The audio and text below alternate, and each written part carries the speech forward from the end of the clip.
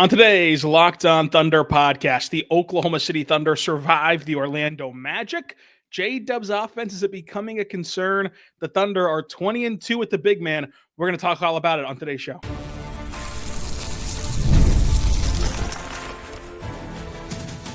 You are Locked On Thunder, your daily Oklahoma City Thunder podcast. Part of the Locked On Podcast Network, your team every day. Let's get it going on the Locked On Thunder podcast, on the Locked On Podcast Network, your team every day. I am your host, media member, and beat writer for Thunder on SI, Rylan Stiles. Follow me on Twitter at Rylan_Stiles. Follow the show on Twitter at LOThunderPod. On today's show, we're diving into Oklahoma City beating the Orlando Magic, 6-game winning streak technically for Oklahoma City. J-Dub's offense, the Thunder having a big, and more. Today's show is brought to you by Game Time. Go download the Game Time app today, create your account, use code LOCKEDONNBA for $20 off your first purchase.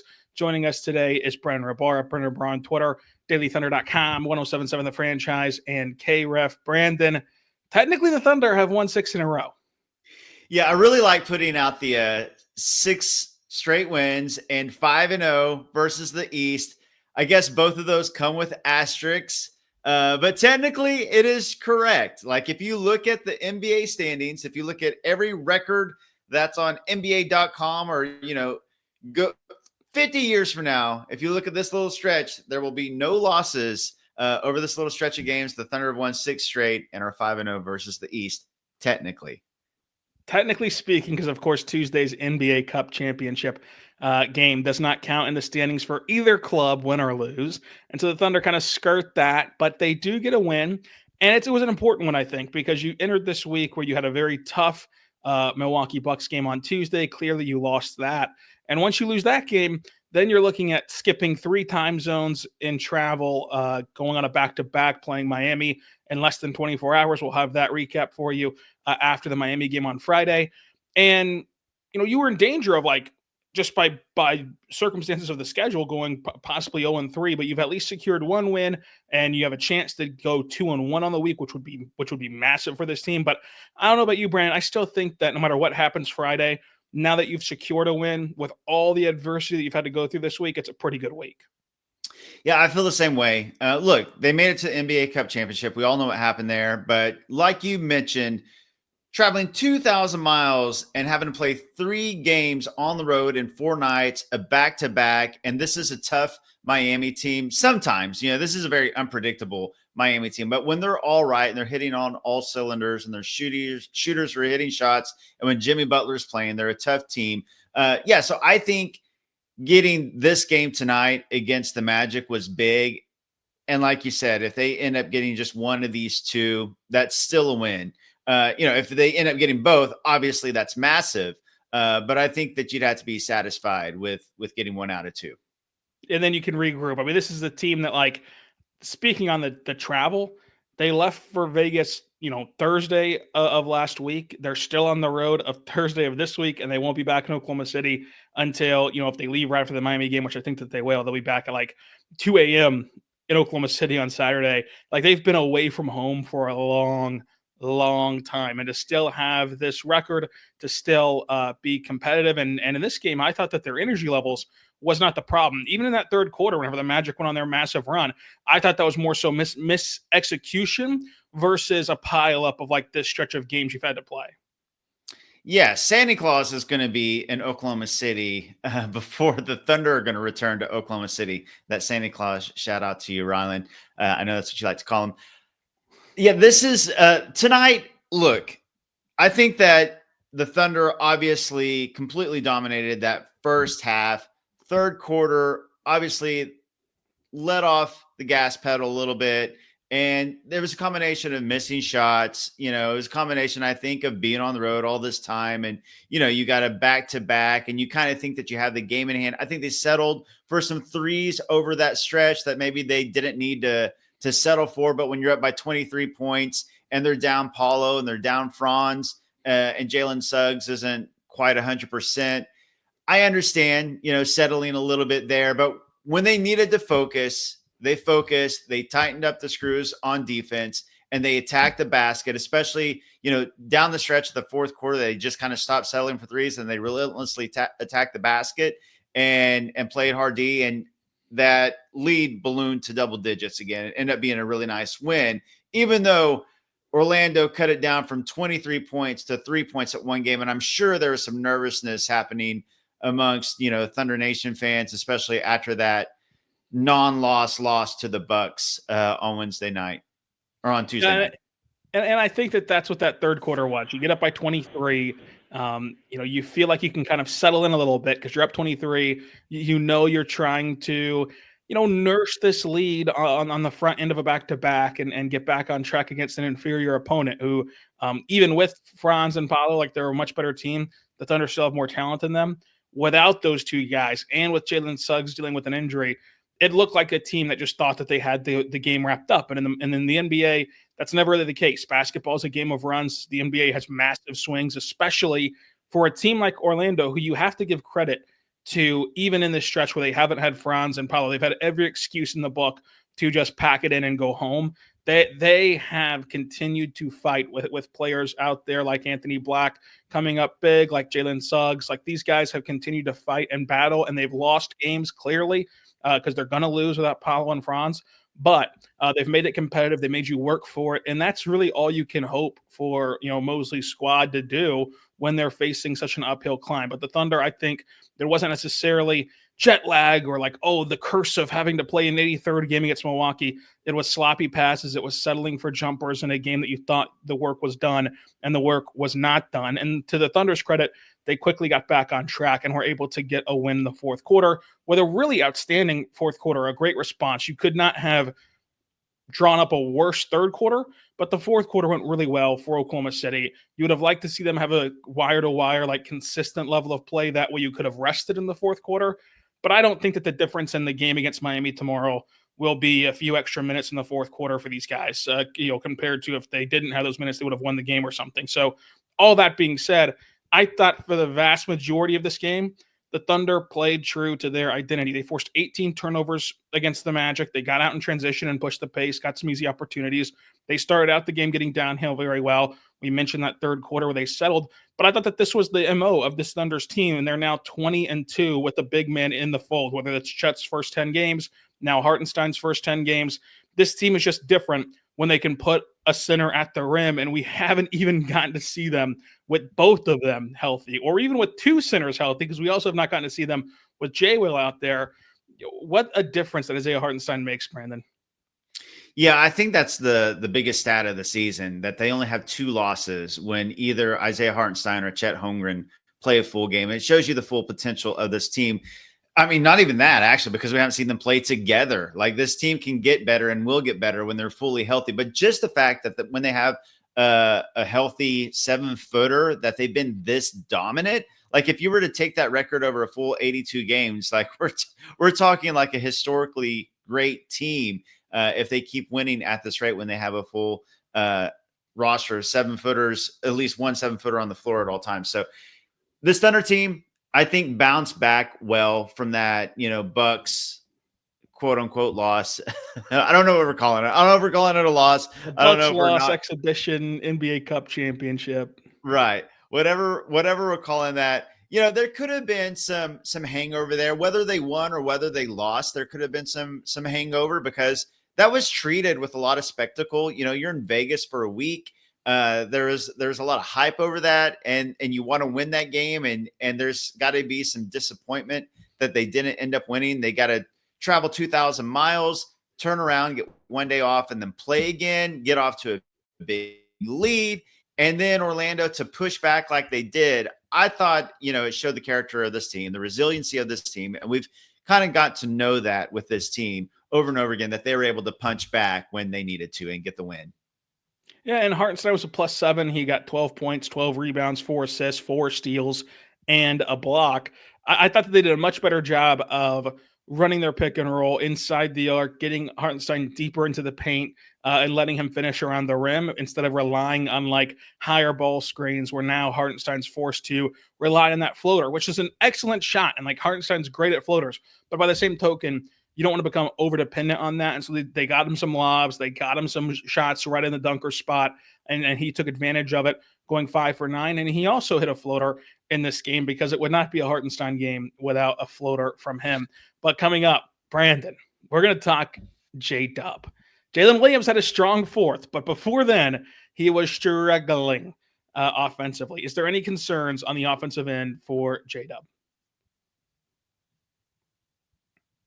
But first, I want to say right now, put good friends over at Game Time. Go check out the Game Time app today, because Game Time is awesome. Brandon, I think it's the very best ticketing app out there for NBA fans, because you've all been there. Maybe you're walking around downtown Oklahoma City, don't really have plans, just kind of wandering around. The Thunder are in town, they're playing, and you're like, I'd really want to go to this game, but Luka's questionable. Some superstars questionable. I only really want to go if they're going to play. That's where Game Time comes in. Last minute tickets, lowest prices guaranteed. So they're going to give you that price after you know the fact of if Luka is playing or not, or whoever your superstar of choice is.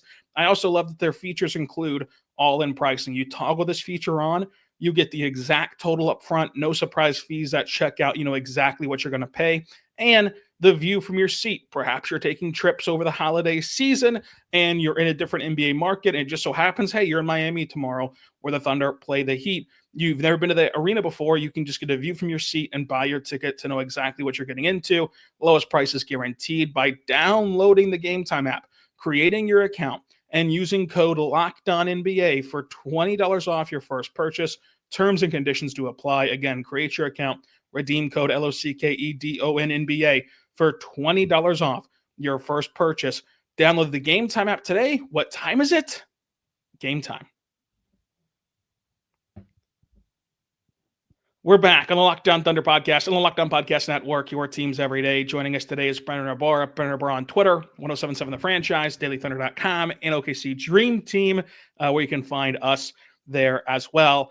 Brandon, before the fourth quarter came, it was another bad offensive game from Jalen Williams, and he was awful on Tuesday against Milwaukee, and it really felt like the book was out on J-Dub. And Mark's talked about this before for young players, of when teams and defenses start to adjust to you. How do you react? How long does it take you to adjust? And it feels like the game plan for defending Jalen Williams is putting a guy underneath them who's willing to be physical and initiate contact, because Jalen Williams is good at absorbing contact. He's not good at delivering contact despite his frame. It's something he has to get better at to be more aggressive. And so when you get physical on him without fouling, which he doesn't get foul calls, so it's pretty easy to do. When you get physical on him without fouling, he's really disrupted. He's really uncomfortable offensively, and it led to a 2 for 10 start tonight from Jalen Williams from the floor. Is there any concern level for you about Jalen Williams offensively? For me, no. And this is why, because the sample size is too big. Like, he's been such an incredibly efficient player, his first 2 seasons, and that's such a larger sample size than what we're dealing with. And even now, I mean, like, even this season, he's still an incredibly efficient player. You can have a couple games in a row where you're not that efficient. That doesn't mean, you need to panic about this player and their efficiency and how they're scoring. I do think that the one thing that would help Jada would be getting more calls. There is one call in particular tonight. Mark Daigneault got furious. He drove. We've seen it, a million times. Jada, a lot of contact, no whistle. Some of that maybe, you got to sell it better. Unfortunately, we've seen in the NBA, if you don't sell your calls, if you don't complain, I think we all appreciate the fact about this Thunder team that they don't complain a lot, that they don't sell or overdo contact. But in J-Dub's case, it's such a mystery why he's not getting more calls. Like, it's a consistency that he's a future all-star player, that he's an all-star level talent. His star is rising. You would think that some of his reputation, and as much as he drives, he would get, a little bit better of a whistle. It's not happening. But no, he's an efficient player. And I just have zero concern. He's a scorer at all 3 levels. Again, the only thing that could improve, I think, is his free throw rate. If he has a couple games in a row where, he's 5 of 15 or whatever it may be, I have just zero concern about it, because the sample size is too large. Yeah, I think concern is a bit strong for a guy who has this sample size, for a guy who's capable of of turning around against Miami and Washington and sending it into Christmas break for that little mini 2-day break for the Thunder into a, hey, I just had 25 on good efficiency both nights. I will say I'm monitoring the situation though for Jalen Williams, because it is the same playbook. Whenever you have a team that has quality size, and really it just has to have really one high level rim defender who stays in the paint, and then a perimeter defender who's able to get all up in Jalen Williams's grill, it really throws him off. And part of that is the low free throw rate where he's not getting rewarded for taking contact. But part of it is he's a young player and he has not mastered the ability to initiate contact. This is something that SGA does exceptionally well. Of like, a defender could beat him to a spot, but SGA will be able to initiate contact, bump the guy off his spot, free himself up for an open look. And Jalen Williams is not there yet. He's learned the body control aspect of it, of when the contact comes. It doesn't throw him off kilter completely most of the time, but he has not mastered the ability to create space for himself while driving to the rim with a physical defender in front of him.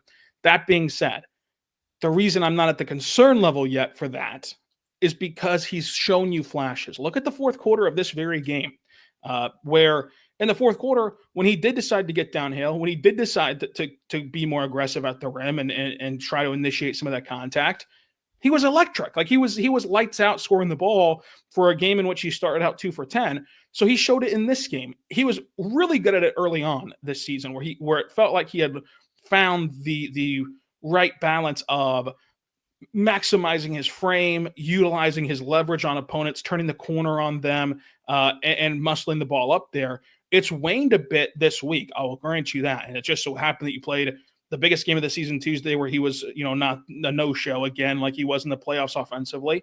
And in this game, the follow-up game against the depleted Magic team, he did the same thing. But I will say the Magic are depleted, but they still have what makes them a quality defense without Franz and Paolo. So that doesn't really help J-Dub on that offensive end. So I'm not concerned, because I fully believe that this is something he can fix, and he can even fix it in season. It's not something that will take time in the offseason and going back to the drawing board. And it's stuff that he's shown you in this very year of that he's capable of doing it. It's finding, the gear to do that for a consistent 48 minutes in an NBA game, which is really hard, but it comes with the territory of learning the game. I think that we can kind of forget, because we've been watching him for 3 years. It feels like we've been watching this core forever, and they've just been waiting to break through. Irregardless of all that, he's still an exceptionally young player. And like, you're going to have to go through this stuff. And I keep, using Boston as an example, like Tatum and Brown. Their two head guys were questioned relentlessly throughout their young careers, as they were in the very spot where they had massive regular seasons and they didn't have the postseason success. They couldn't quite get over the hump in the postseason until they did. And now that they have, it looks like they're going to be a dynasty for the next 20 years. So you're going to take these questions until you can answer them, just like Boston had to. But I do think that Jalen Williams, it's worth monitoring, because it's formulaic at this point. Anytime that you face a team that can defend this way, he's not going to have his best outing. But it is fixable. So that's why I'm just kind of monitoring the situation. I will give him credit, though. Unlike some players, and I don't think that the Thunder really have any of these guys, but around the NBA that there are some who let a bad offensive night seep into their defensive end. He does a really good job of not letting a poor shooting night or a poor scoring night affect the other parts of his game. He still makes the right reads passing the ball wise. He still plays really good defense. And so that's another aspect where you kind of alleviate some concerns of it's not falling into multiple part of his games. It's just this one isolated thing that he has to correct. Yeah, I'm glad you brought that up, because he had 7 assists tonight, and I thought, his playmaking was really on point tonight. It was pretty big. And I think he might be the best, like lob passer on the team. Like, his connection and chemistry with Isaiah Hartenstein has been there from the jump, and it's there with Chet as well. So he's really good at feeding the big man. Martin Daigneault, after the game, said this. Here's a stat. Jalen Williams and I both shot the same amount of free throws tonight. We both shot 0. And all I did was call a couple timeouts, called some plays, and clapped a couple times when we scored. And he was in the throat of the defense for 48 minutes. So Joel Lorenzi tweeted that out. So obviously, I think some frustration is building up because of the fact that J-Dub constantly attacks, and we've discussed it, and he doesn't get a whistle.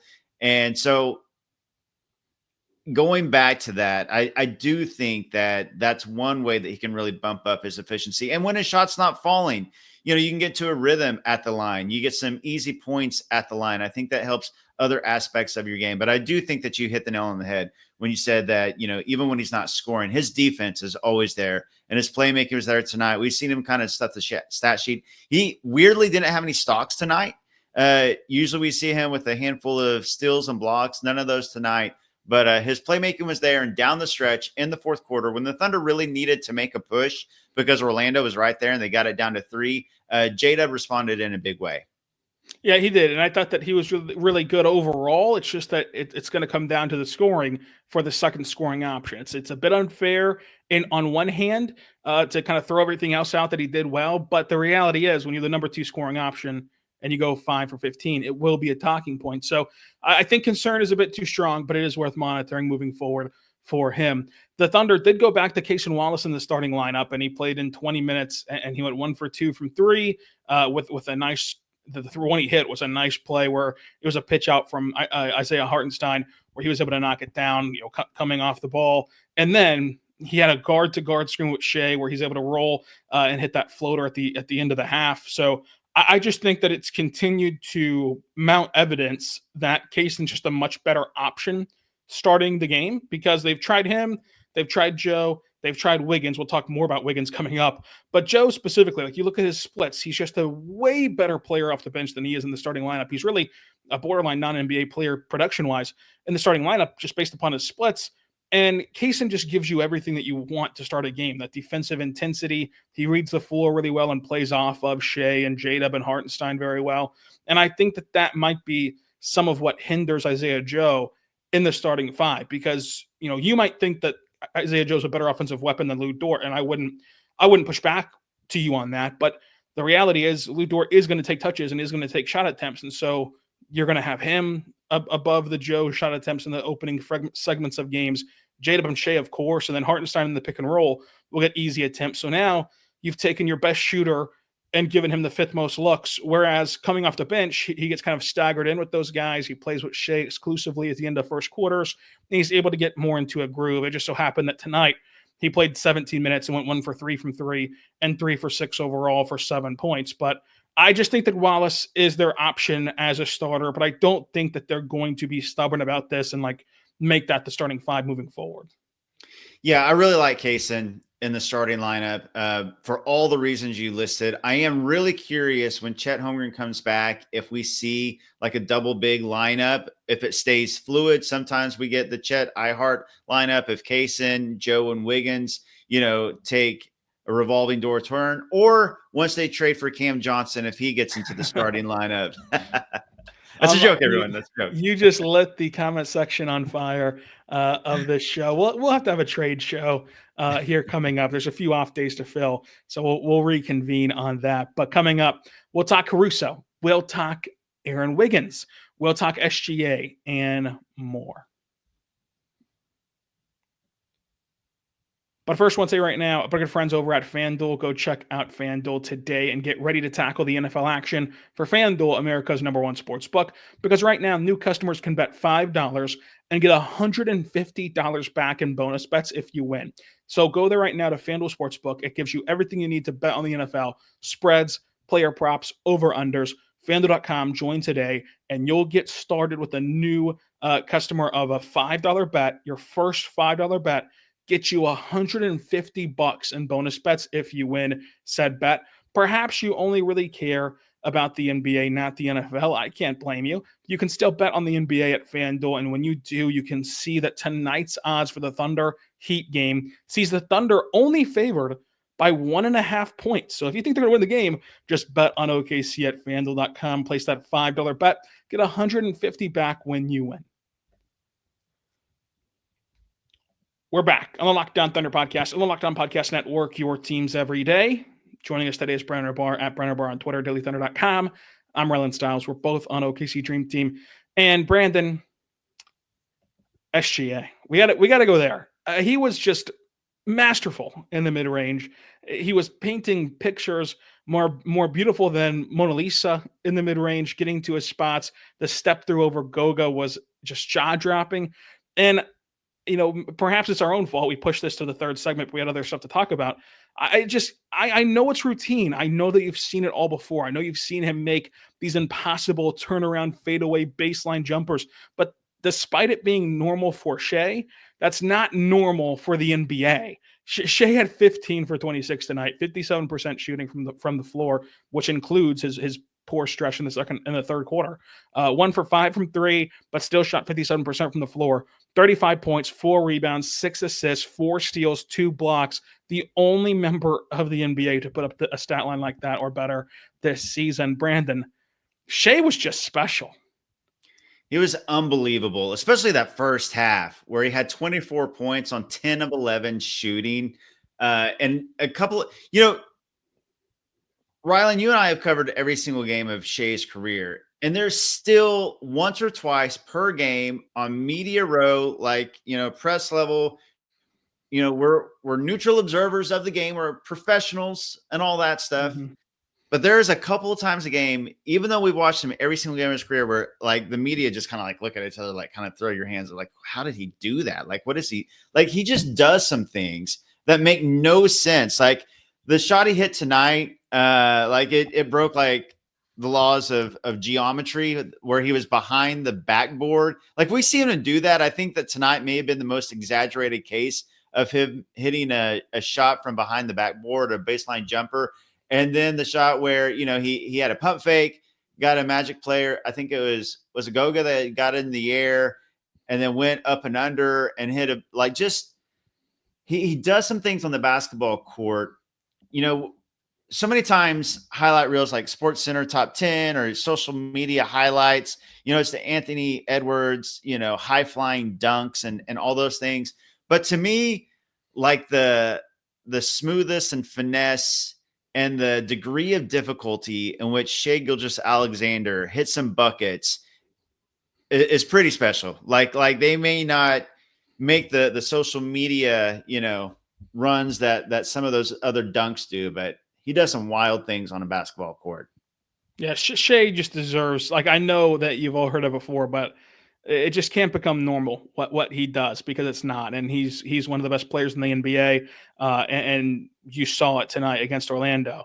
But we have to talk about the Aaron Wiggins phenomenon. This guy had his minutes slashed over the last few games. And honestly, as one of the bigger Aaron Wiggins honks out there, I've been beating the drum for more Wiggins minutes. I kind of got it of you wanted to lean into your defense and you wanted to lean into that end of the floor. And even in that Bucks loss on Tuesday, you held the Bucks under 100 points. If I would have told you that on Monday that the Bucks would not score 100, you'd have said the Thunder cruised to a win. So that aspect of it, leaning into the defense, worked. It just so happened that you had one of the worst shooting performances I've ever seen. You just could not hit water out of the Bermuda Triangle, out of the boat whenever you're over there. So I just think that it was explainable why Wiggins wasn't playing. He comes in today and plays 30 minutes, which Mark did say pregame, the goal was to play Wiggins a ton because he hadn't been playing recently. And Mark did say pregame that it wasn't an indictment on Wiggins. It was more so about what the other guys were doing well, which again, to me, signals without signaling that they wanted to do, more defense and lean into what those guys did well, which is defense over Wiggins, because Wiggins plays better offense than those guys. He just does not have the defense. But in these 30 minutes, Brandon, a plus 15, 11 points from him. And he was able to get, 2 rebounds and an assist, and then 2 steals and a block, 2 for 3 from 3, 3 for 7 from the floor, really created some offense for himself, which we know he's capable of. I think he's one of those guys where, sure, eye test wise, individually, he's not up to snuff defensively, but he's one of these guys that have these unexplainable phenomenons of the team just works with him in there. It just works better with Wiggins in there, even if everything is screaming at you that he's not a good defender. And if he's not a good defender and he's a streaky offensive player, it kind of makes it hard to beat down the door for minutes. But man, when he gets his opportunity, he's like one of those gamers who could just, something different clicks. And I think something different did click, because it wasn't like he just turned a corner and played better defense tonight. He was not good defensively tonight. And yet the Thunder was still a plus 17 when he was out there, and he was still able to be disruptive and get 2 steals and a block. Yeah, he had a team high plus minus tonight, a game high plus minus tonight in his 31 minutes. Most minutes we've seen from him in a long time. And yeah, he just always seems to make the right play, and he always seems to kind of put himself in a position, whether it's in the dunker spot, whether it's getting an open three and finding space. He's such a smart player. And he does a lot of things well. He's kind of like a jack of all trades, Swiss Army knife type player. And, I know that there was, I think I saw some frustration, on social media that maybe he wasn't getting enough minutes, or, his defense wasn't up to snuff, or, whatever it may be. But Aaron Wiggins is a valuable role player in this league. And games like tonight prove why he is such. Yeah, and I think that he's really opportunistic. Like, yes, he can't deter you from getting into the paint. I think we have to remember that some of the time he's on the floor, the majority of the time he's on the floor, he's playing that 4 spot, which he's not designed to play. I mean, so of course those guys are able to get into the paint and they're able to score over him. But he's able to take advantage of the Thunder's defensive style of being able to rotate, play the passing lanes, seek the ball, and be a plus in that way. Well, he's not a plus isolation defender. He's not supposed to be either, and he's not supposed to be on 4s either. So, like, some of that stuff is working against him to make his defense seem worse than it truly is. I just think he's one of those glue guys that they perform, and they get the offense in rhythm, they get the team in a groove, and so we'll see where things level off at with him playing in his minutes, especially in big games, because that's when you start to see the reins tighten on his minutes. Whenever you play a team like the Bucks, when you play Houston, when you play Dallas, like that's when you see his minutes start to tighten up. Where does it go from here, especially on the second night of a back-to-back tomorrow in Miami? But Brandon, have a few reactions for you from Twitter. They dropped in this post I put on Twitter to drop your takeaways. At DBL1216 says that Caruso seems to be finding his 3-point shot, which is massive. Hoping tomorrow is not a schedule loss, as my family and I will be traveling from New Jersey to the game in Miami. Thrilled to see the Thunder in person. Well, enjoy the game going from New Jersey to Miami, which I think most New Jerseyans do in the winter, but enjoy the game. Caruso, though, did go 3 for 7 from 3. And Brandon, I think this is the biggest storyline to watch for Oklahoma City, because once you have a consistent 3-point shot falling from Caruso, and it's not just one game here, one game there, if it's a consistent stretch where he can get closer to what he was last year, which was a 40% 3-point shooter, it bends the defense and changes how they're able to pack the paint, and it changes things. What we talked about with J-Dub, you can't just put 3 guys in the paint and be ultra physical on J-Dub if he can kick the Caruso reliably and knock down 3. So it is massive for the Thunder if this is the start of a really strong stretch from Caruso. Yeah, Alex Caruso, I still think, is one of the biggest X factors for this Thunder team in the playoffs and going forward. He was massive tonight. 4 steals on the defensive end. Everybody knows what he can do on the defensive end.